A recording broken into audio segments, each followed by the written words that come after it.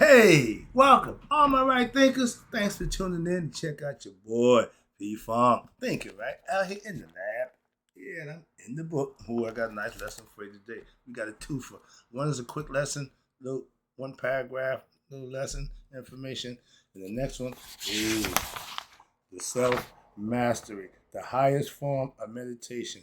We're gonna wrap up the fifth technique. This is the fourth. Let's go. Rightism, 25 rules to live by. Storytelling, story with a message. There's always a message in my stories for life. I give life lessons. You tune in and receiving them. I appreciate you. We got a good thing going. Let's do what we do. Right thinking mission is to enlighten, inspire, educate, and motivate you, the individual, to a higher spiritual level of enlightenment. Right thinkers way of life through mental and spiritual discipline. Practice daily will help and guide you to obtain your goal of reaching spiritual enlightenment, aka know thyself. My mission that all right thinkers know thyself. If you're a right thinker, your goal is to know thyself. See where we're going with this? Let's get there together. So I asked the question, do you know you? You will when I get through. That's what I do. It's rhetorical, but if you don't have the answer for yourself, tune in. I got you.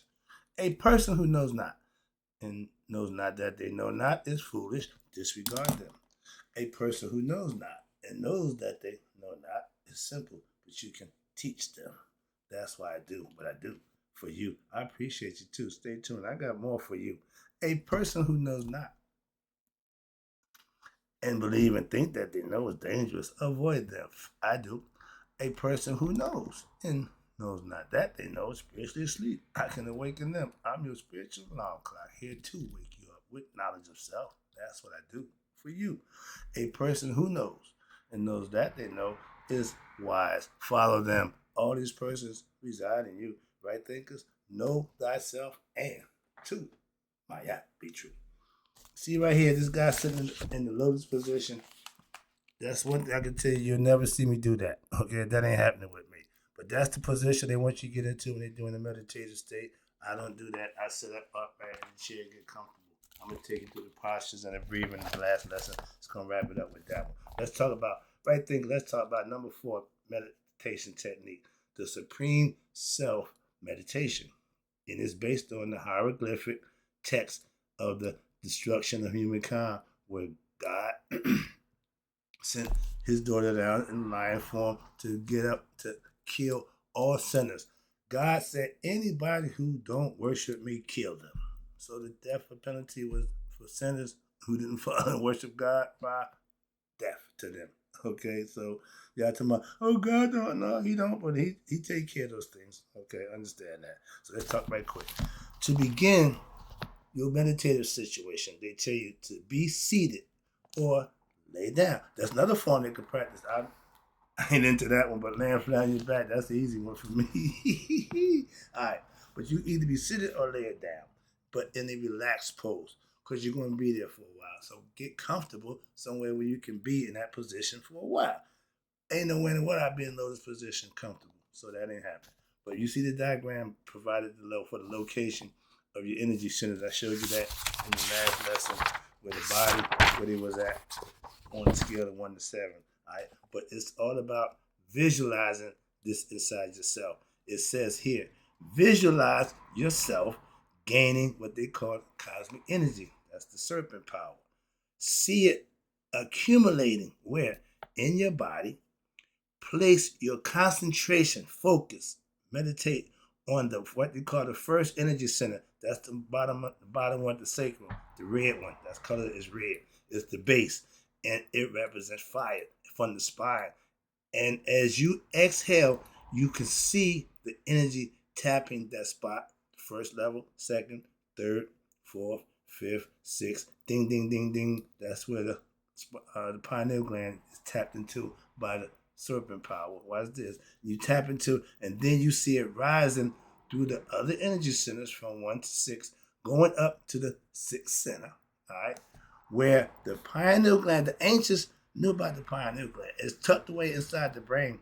They knew where it was at. They knew what it did. They understood it, and they were trying to explain it to everybody as best they could without revealing the secrets to the general public. So you had to come in and learn and understand. You become the enlightened one. Okay. And That's where the pineal gland is situated. In the middle of the brain, a little P-type thing, okay?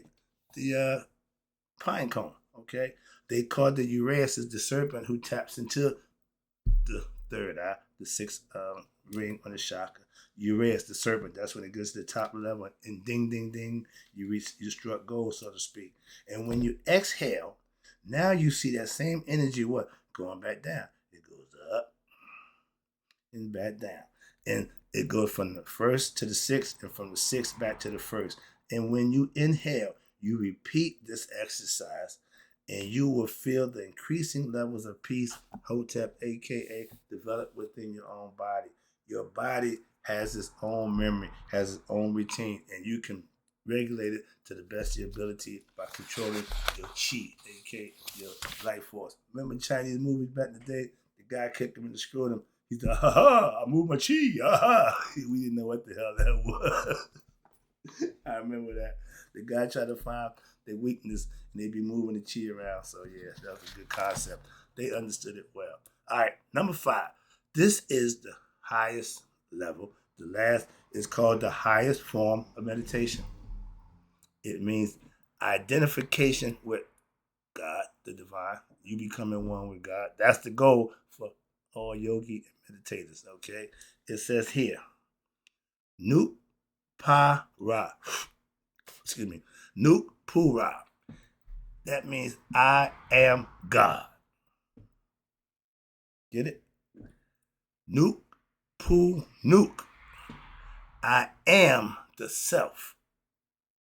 Again, these is titles that we give to the Supreme Being, the high, okay? Know thyself. Who's God? They knew that. They try to put it into symbolic form. They try to lay it out to you, give you stories, mythological stories. But it's the idea for you to practice it, implement it, and you will know for yourself the truth and thyself. This meditation appears way back in ancient Egyptian myth of what they call the destruction of evil men and women when God sent his daughter down and destroyed her. She almost took out the whole mankind. It got so good to her, and she lost her way, so to speak, and she started ripping everybody new and evil and good, righteous and unrighteous. So, which was presented in part 2. This, the highest form of meditation, is maintaining. Pay attention. I use God consciousness. And they're saying here the highest form of meditation is being able to maintain an awareness of what? The supreme truth which transcends all other realities. God. This truth is that God, again, is the underlying reality behind all things, and most importantly, that innermost reality of your own heart is none other than the absolute supreme self, which transcends time and space, thought, and the ego. Once the ego gets connected to God, it will acquiesce and work and serve God. That's who protects us from Apophis every night. So the ego ain't bad. It's the best fighter you got. And he will do his job relentlessly with no questions asked, okay? Continuously. The meditation presented here or below, it's going to outline what we call a format for what we call formal sit-down meditation, which the meditator is directed to see him or herself as who? The Supreme Being, Ra. You got to become one with God. And this is the most powerful visualization for meditation practice. You seeing yourself as one with God. Consciously knowing that you and God are the same. God is in you, not outside. You not know he's in you. When you realize that, that's called the awakening. Nihas, you reach the highest level of the meditative state of mind, becoming conscious of who you really are. God in the flesh. Okay, spiritual beings here to have a human experience. Once you reach Niha, you had your human experience. You've had enough. You fulfilled your obligations as a human being. So now you know yourself. So what? Spirit can go home. That's the concept. Let me get back to the lesson. I see my time is running, but I got a nice 2 pages of information, so I want to get it all in. All right. So now, as stated earlier, the oldest known formal meditation instruction comes from the ancient Egyptian story of the destruction of evil men and women. The following lines of the scripture are from the original translation. The meditation is to be practiced after listening to and having gained a good understanding of the teachings presented in the mirror. If you don't understand it, ask the teacher. Get clarity. You want to understand the story to get the plot, to understand the message that's in the story. That if you don't understand it, you're probably gonna not get the message. Like I take the Bible literally. That's not getting the message. That's being dumb. Moving on. The purpose is to teach you, show you, and give you stories, allegorical, mythological, but the stories to get you to teach you a lesson that you can emulate and make true, bring them to life yourself through manifestation in daily practice of a right certain lifestyle. I call it right thinking. Y'all call it Shita my Tawi, Maya philosophy, religion, whatever. It's all the same thing. Getting knowledge of God is your personal goal for every individual. So that's why it's 9 billion people, 9 billion ways to get to God. You got to find your way. It's a way. I found it. I'm trying to tell you my way. I don't know about the other way. Why I took mine. Ain't but one way that I know. And understand. It says in the scripture, whosoever recite the words here that's written shall perform the ceremonies which are to be performed when this book is being read. Again, these is lessons. And they shall make their position in a circle, hence the dot in the circle is you, which is beyond them, and their 2 eyes shall be fixed upon what? Themselves. All their members shall be composed, relaxed, motionless, and their steps shall not carry them away from the place of meditation. Focus, focus, stay focused. Number 2, whoever among men shall recite these words shall visualize what themselves as being one with Ra on the day of his birth. And his possessions shall not become fewer, and his house shall never fail or fall into decay. God's house won't the pyramids. They're not dissolving. They ain't going nowhere for a while. They've been there for a while, and they ain't going nowhere. There's only still one of the 7 wonders of the world that still existed. So it's holding its point. They making a point. God's house that built by what human hands, the pyramids, won't decay. But the spiritual house that God lives in won't decay either. That's the concept. We made it literal. See, we brought heaven on earth. We mimic what we saw in the sky. We brought it here. That's the difference. We didn't take it literal. We made it the truth, right? But shall endure for, you ready for this? Millions of eternities. The boat that Ra sails in is the boat of a million years. So we had the concept of time a long time ago. But we also knew outside of time, time didn't matter. That's what the spirit that dwells. That's what they're trying to tell you. In that zone, it's eternal, it's immortal, it's forever. Now, I got 3 little lessons right quick to take you through. The first one is the posture and the focused attention. The second one is words of power. We call it heka. Y'all call it prayer. Okay, chanting. You hear the priest. Everybody has their own chant. And the third one is visualization. The visualization is not these eyes. It's the inner eye, the third eye that has to open up so you can see your internal self. That's what they try to mean by waking you up. Okay, becoming awoke. Let's go. I see the clock. I should have just enough time to get this all in. All right, there you go. I'm shooting for 30 minutes. I don't want to hold you too long, but I want to give you all the information that's pertinent that you can use and benefit from. So let's rock. Posture and focus of attention. That means get comfortable, put yourself in a position, and stay focused, fixed on what? Your mind, concentration. This is practicing how to what? Deeply meditate. Posture is one of the main components of meditation practice. You have to be comfortable. This text prescribes a sitting position, my favorite, within the circle.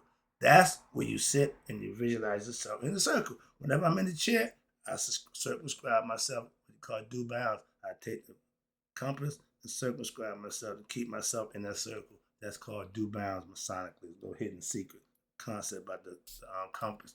The compass is spiritual. The square is matter.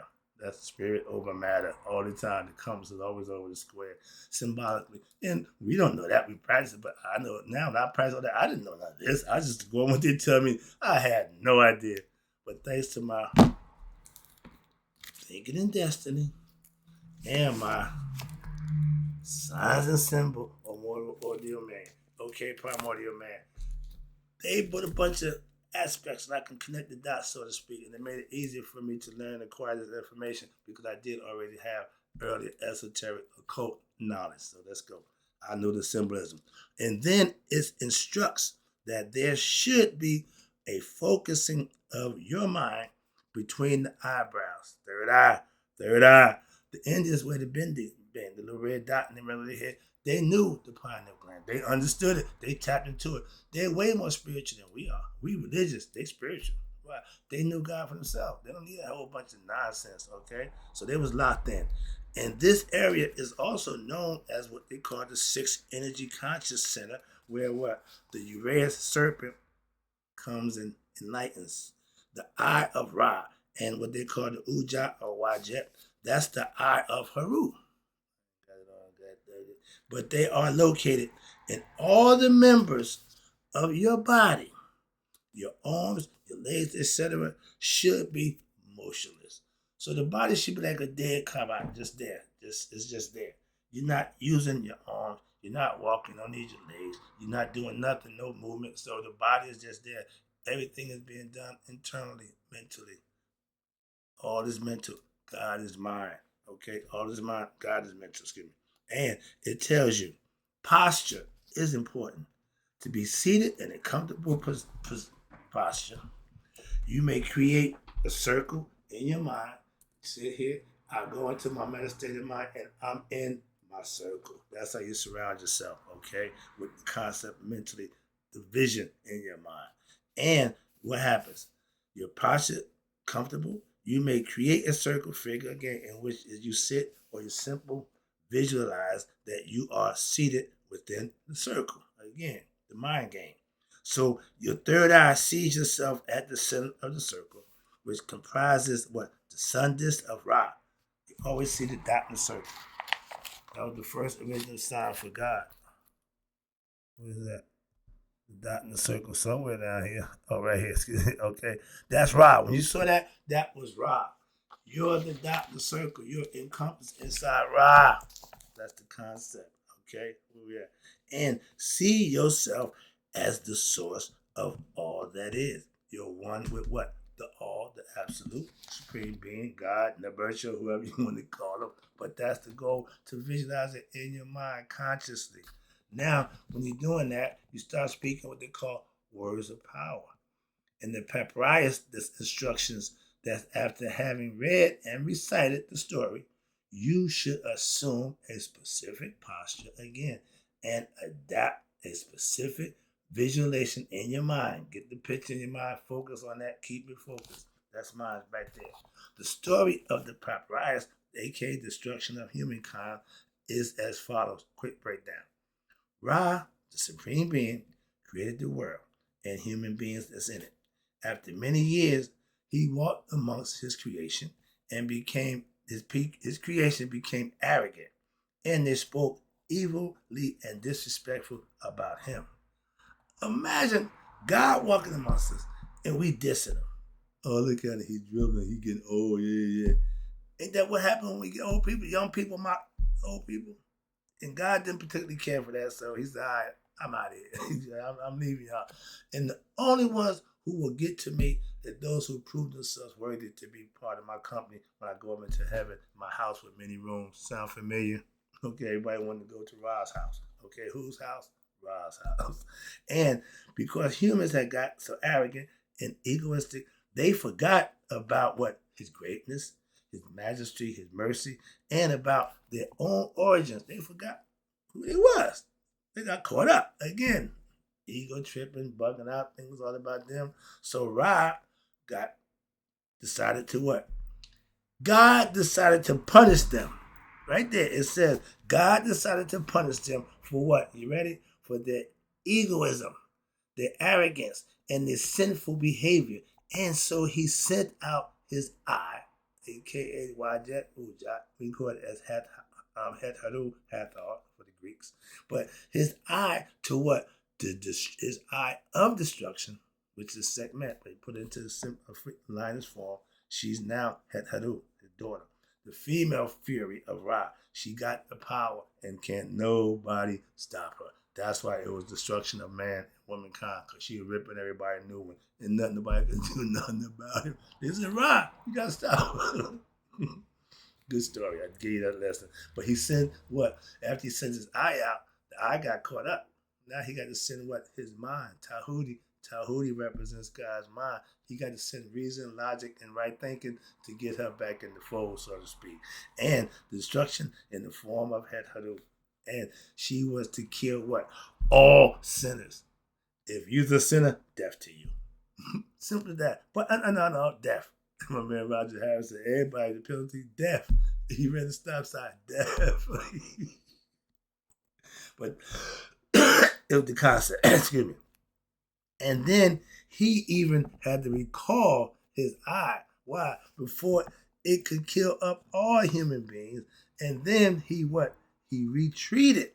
Where? To heaven. Where he traversed in his manjet boat, the sun, across the days in the form of the sun in his manjet, daily boat. At night, he got a different boat while he need all the boys. And he's installed his what? Vikar, meant to his person to watch over, which is the moon at night, while the world during night in his form of the moon, aka Tahuti represents his watchman, night watchman. He keep an eye on the world, so he give him a little light to shine on the world, keep it not in total darkness. So that's part of the story. Thus, Ra is the creator of this entire universe. We got it, understand it, and it is sustained by him when? At all times. Maya. Order. This supreme self, Ra, is the same essence which abides in what? Our heart, in the heart of every human being. This is Ra's dwelling place. This is yours.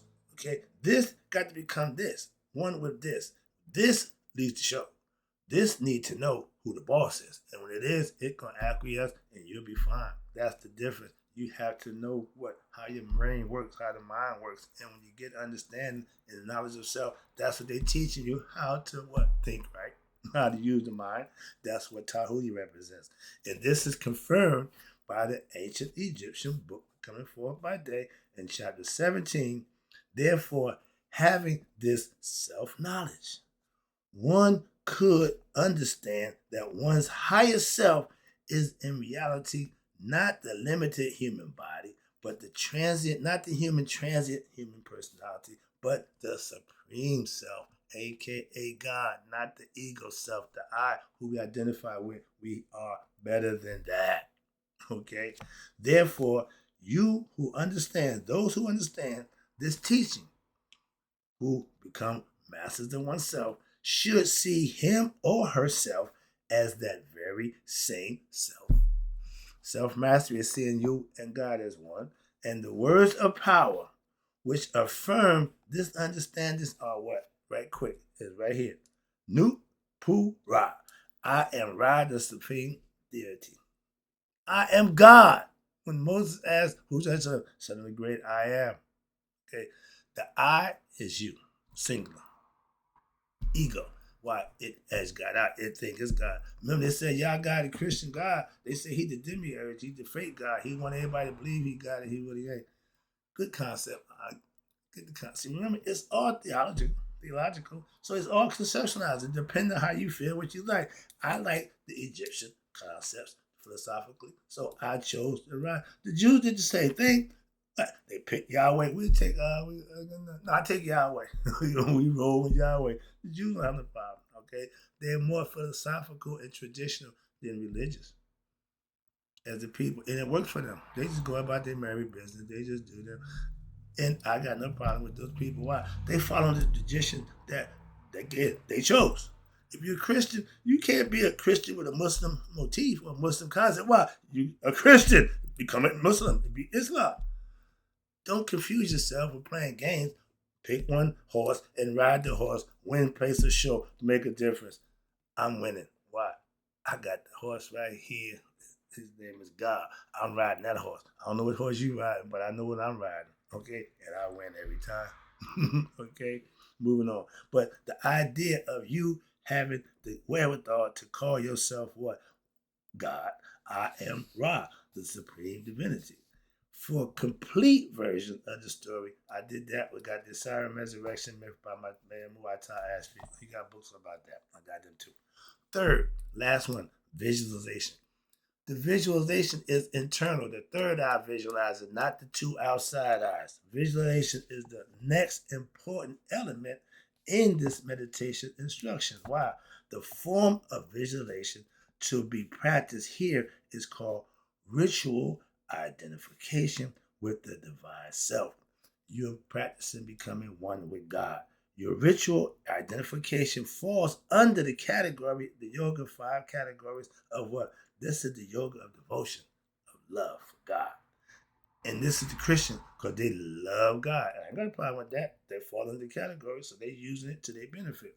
As explained throughout the text, the ordinary form of identification that people have, that is what? Their idea of who they are. I'm so and so. I'm a Christian. I'm a Jew. I'm this. I'm that.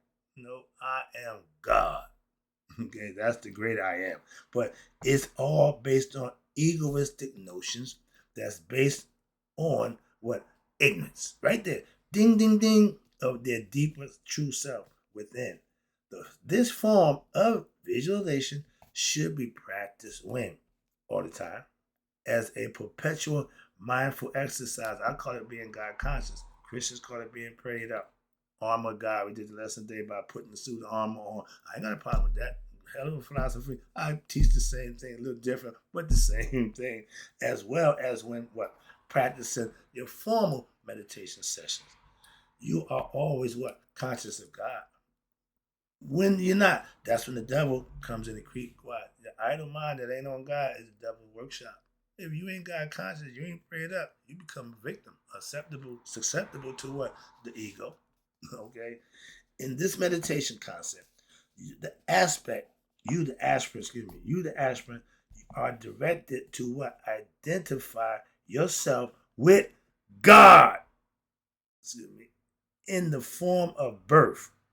The form is known as, you ready? Kepri. That's the scarab beetle.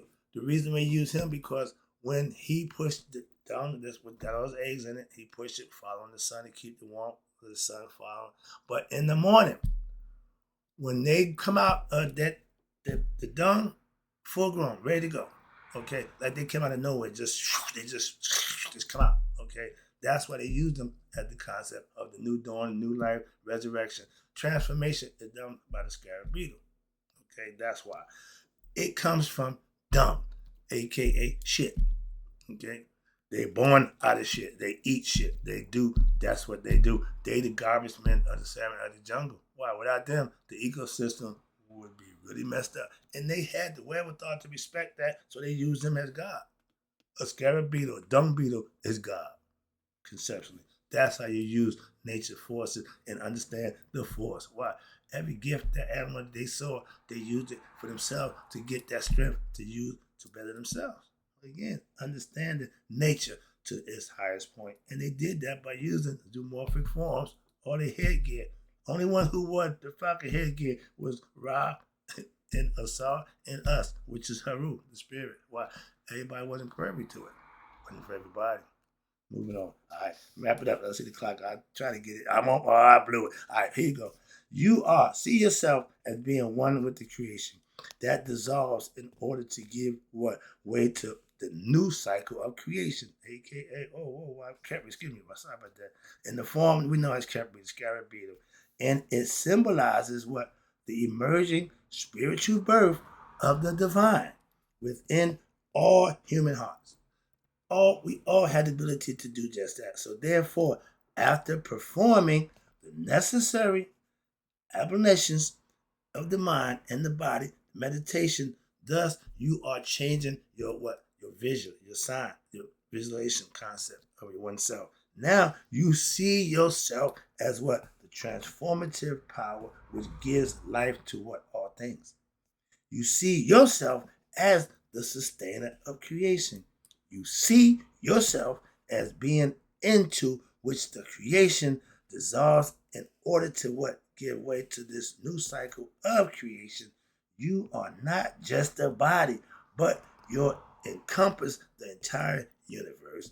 This is your true possession. You own it all. It's all you. Even though the world may come into existence and decay and die and pass away, you with God do not decay or die, and hither are you born. You are what? Immortal, transcendental self, aka God. You are the beginning, the middle, and the end. You have existed from what?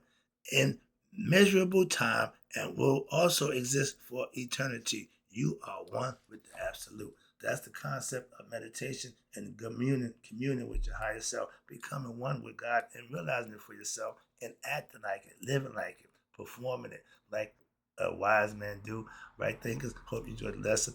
I got to go, but I'll be right back. I got some more. You know the deal. But in closing, may you all live to be 100, maybe 100 minus a day. So I've never known my right thinkers who starting to master themselves with daily mastery of meditation have passed away.